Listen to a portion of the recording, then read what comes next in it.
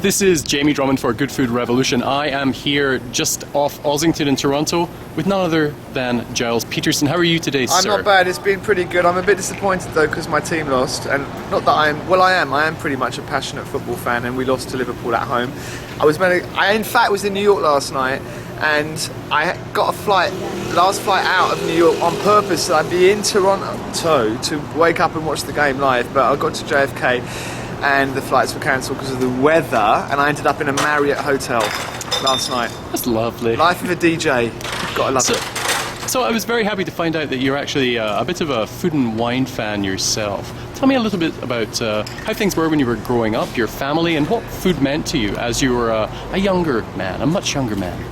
Well, first of all, I think anybody who's kind of in music, I don't know, how can I say it? I didn't really even care about anything apart from rare records until I was 30. So the foie gras saved me. My mum used to make foie gras on Christmas Eve, Réveillon in France. Every year we'd have some foie gras, we'd have some salmon, and one year I suddenly woke up to it and I was like, this is incredible, Mum. What is it? Have I been eating this every year? She goes, yes, you don't really like it that much, but this is, this is it. This is great, isn't it? And so from that moment onwards, I suddenly became, that was my catalyst. That was my moment. And at what age was this, Gilles? 30. 30? Yeah, late. Okay. I mean, this is also, you've got to remember, I think I was explaining it to you, I used to run a few record labels, and one of the labels, this is the golden age of the record industry, where there was expense accounts and great restaurants and beautiful business class flying and all that kind of stuff. Concorde. And I remember next to where our office was the Riverside Cafe, famous, and I used to go there whenever the artists or their management wanted to go for a nice meal. We'd go there, but I didn't know where I was. It could have been the local, cafe for what I knew. So it really was, when I was around 30 that I opened up to good wine. I mean, it's taken a while, to be honest with you. But what were you drinking up until that point? I wasn't really drinking. Right. I mean, I wasn't really drinking. I was smoking cigarettes and drinking a bit of Coke, and I didn't really, luckily for me actually, I wasn't on the booze then. Do you cook yourself? I mean, No. your mother is a quite an accomplished chef, I believe, isn't she? No, my mother's not.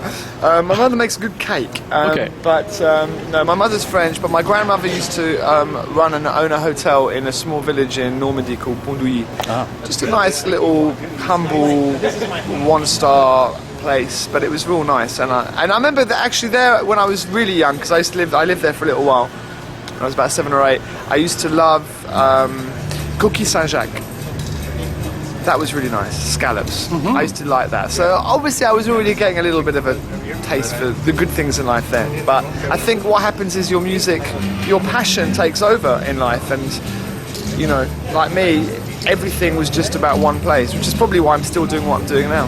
Now, you get a chance to travel all over the world. I mean, even when I first got to know your kind of DJing style, you were traveling to Japan and things like that. So you travel all over.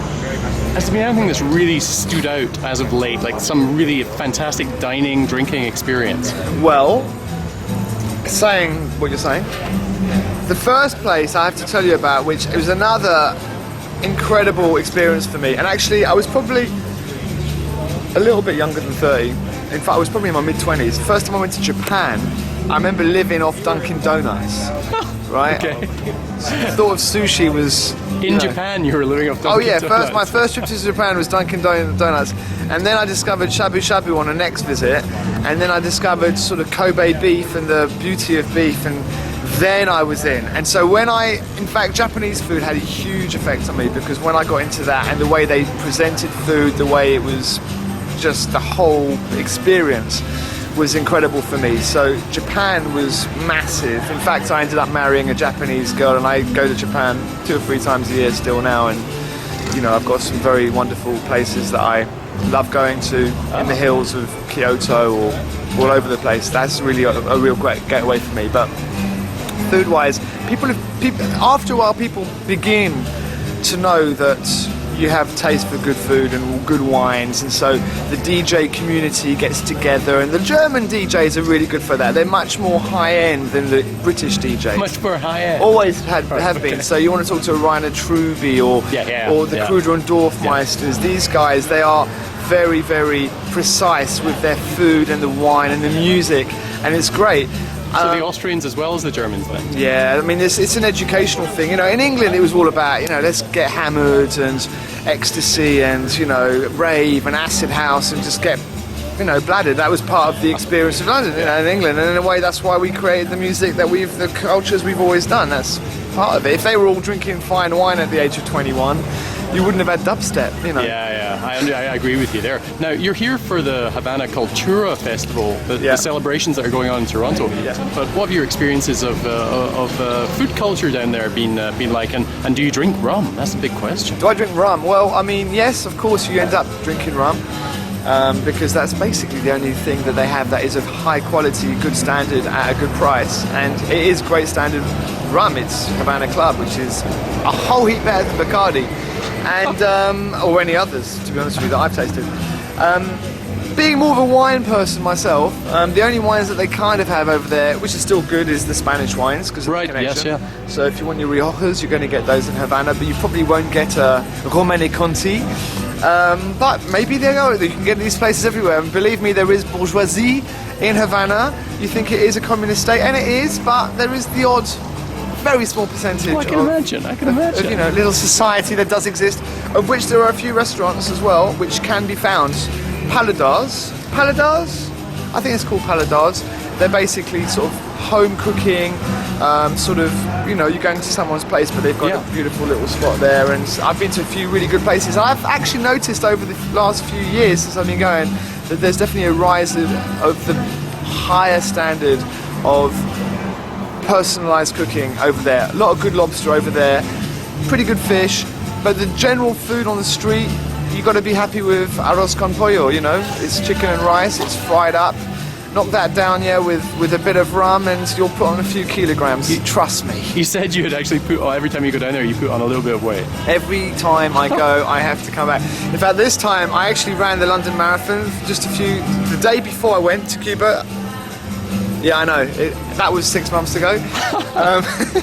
But I actually did the London Marathon, and I went straight from that to Havana, and within 2 weeks of having run the marathon, I could have been, you know, I felt like I hadn't run it, and I was back on the fags as well, which is pretty bad. One last question. A real full grace there. So one last 4 hours 40, not bad for a 46-year-old, by the way. That's not bad, 46, right. So one last question. Yeah. What does good food mean to you? Good food? Without good food, I mean, you know what? Food is even ahead of music in Gilles Peterson's world. Really? I mean, music's crucial, Yeah. but man, as I get a little bit more senior, the food element is definitely neck and neck. Well, Gilles, thank you very much for joining us at Good Food Revolution today. Really appreciate your company and your time, and hopefully we'll catch up with you again sometime soon. Bye for now. What was that?